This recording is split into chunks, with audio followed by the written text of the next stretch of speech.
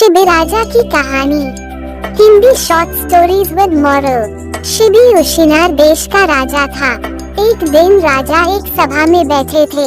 उसी समय एक कबूतर उड़ता हुआ आया और एक कपड़े में राजा की गोद में जाकर छिप गया। कबूतर बहुत डरे हुए थे। राजा ने प्यार से उस पर हाथ हिलाया।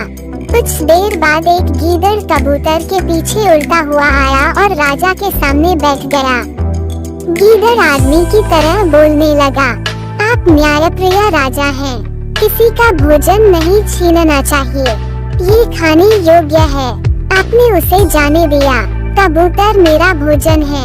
राजा शिबी ने कहा, आप मनुष्य की भाषा बोलते हैं। यह कोई साधारण पक्षी नहीं होना चाहिए।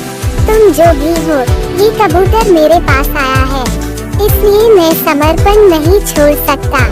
गीदड़ ने कहा, मुझे बहुत भूख लगी है।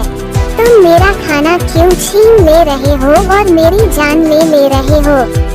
राजा शिबी ने कहा, तुम कोई भी मांस खाकर अपनी भूख मिटा सकते हो। आपको कबूतर को मारने की जरूरत नहीं है। आप कितना मांस चाहते हैं? गीदड़ ने कहा, राजा, अगर कबूतर मर जाए या कोई और जानवर मर जाए तो मांस मिल जाएगा। अगर सभी जानवर हमारे लोग हैं और आत्मसमर्पण कर चुके हैं, तो इस कबूतर को क्यों मारे यदि आप उनमें से किसी को मारना चाहते हैं? मैं एक ताज़ा मांस खाने वाला हूँ।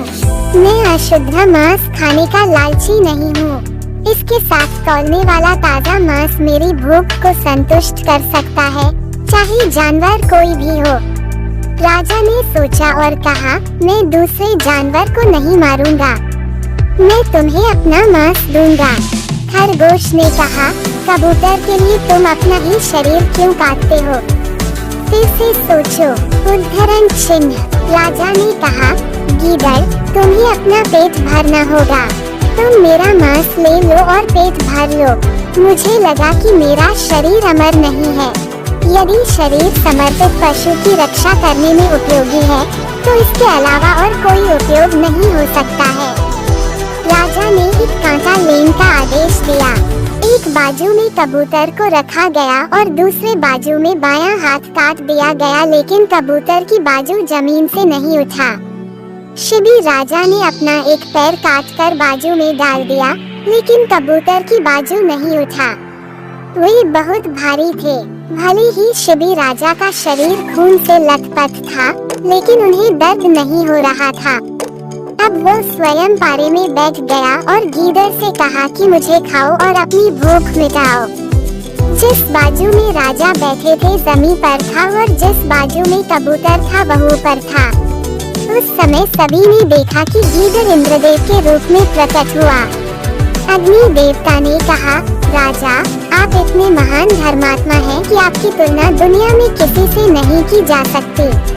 इंद्र ने राजा के शरीर को पहले की तरह ठीक कर दिया और हम दोनों ने धर्म का परीक्षण करने के लिए गीदड़ और कबूतर का रूप धारण किया।